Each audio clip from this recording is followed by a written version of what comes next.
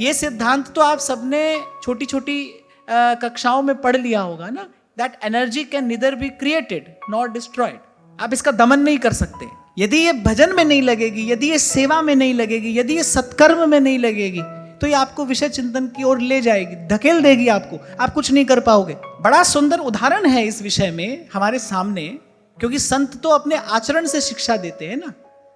गिरिराज जी वाले प्रातः स्मरणीय परम पूज्य पंडित श्री गया प्रसाद जी महाराज, उनका जीवन संतों ने देखा कि वो एक क्षण के लिए भी अपने मन को खाली छोड़ते ही नहीं थे।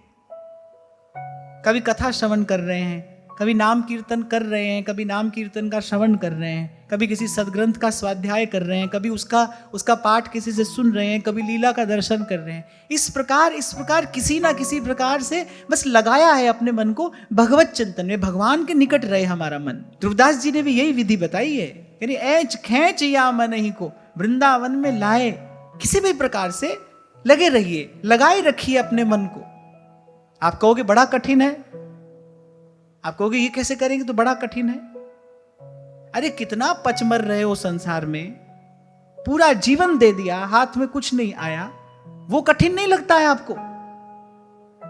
असार संसार में अपना सब कुछ दिए चले जा रहे हो, बार बार ठोकर खाते हो, अपमान होता है, पीड़ा मिलती है, दुख आता है, कष्ट मिलता है, क्लेश होता है, सब कुछ हो रहा है, वो कठिन नहीं लगता है आपको? भगवान का भजन कठिन लगता है? कठिन है नहीं। भगवान की माया यही है, वो इसको कठिन दिखाती है। जो वस्तुतः कठिन है, दुष्कर है, दुर्गम है, उसमें दूर से देखने पर बड़ा सुख प्रतीत होता है, और जो सच्चे सुख की राह है उसको भगवान की माया कठिन दिखाती है। और माया से मोहित ना होना क्या है? माया से मोहित ना होना यही है कि भाई जैसा भी है, अब तो तेरी महफिल में किस्मत आजमा के हम भी देखेंगे। अब तो यहां आ गए हैं, यही हमारा मार्ग है, यही हमारा जीवन है। कभी कहा था मैंने आपसे, मैं तो कहता हूं मान लिया जाए कि ये रास्ता कठिन है, मान लिया जाए ये रास्ता कठिन है, उबड़ खाबड़ है, कंटका कीर्ण है, पर एक बड़ा सीधा सा राजमार्ग जैसा मार्ग बना हो और वो अंत में जाके अंधे कुएं में गिरा देता हो, तो उस मार्ग पे जाना बुद्धिमानी है क्या? अरे भगवान का मार्ग कठिन होगा तो भी इसी पर चलेंगे, सरल होगा तो भी इसी पर चलेंगे, संतों की बात को याद रखेंगे, भगवान की कृपा का, भगवान के अनुग्रह का सदा विचार करेंगे। भगवान के शब्द याद रखिए, जिमि बालक राखे महतार। जहां आपका कोई पुरुषार्थ काम ना आए, वहां पर प्रार्थना काम करती है। अनुभव करके देखना इसका। और जो प्रार्थना आत्म कल्याण के लिए की गई हो, जो प्रार्थना सतपथ पे चलने के लिए की गई हो, वो तो तुरंत स्वीकार होती है, उसी क्षण उसका उत्तर आता है। अरे भगवान कहीं चले गए हैं क्या?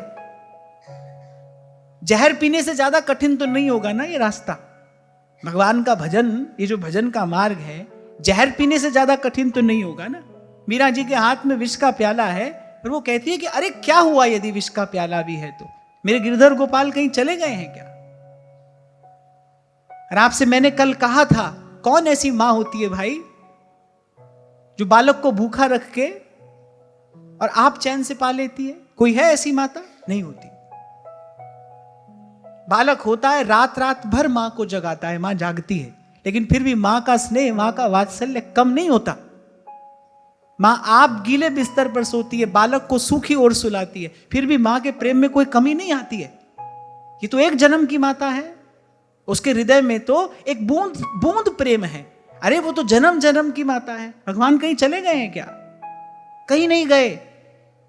आप खो गए हो इस संसार की भीड़ में। ये पहले मैं कभी गाया करता था, ये पंक्तियां मुझे बड़ी अच्छी लगती है।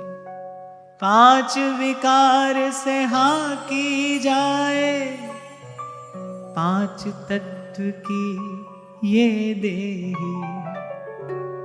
बरबस भटकी दूर कहीं मैं, चैन ना पाऊं अब के, ये कैसा माया जाल प्रभु जी, मैं गैया तेरी, सुध लो मोरी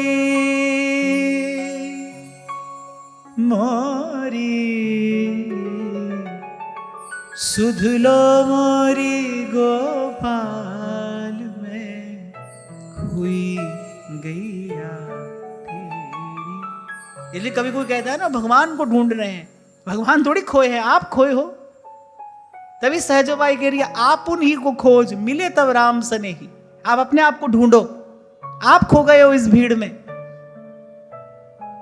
अपने आप को भूल गए, अपना स्वरूप भूल गए, अपना स्वभाव भूल गए, अपना घर भूल गए, अपना अपना अपना जो सदा का संबंधी है उसको भूल गए। तो भूले तो आप हो भाई, आप अपनी याद करो।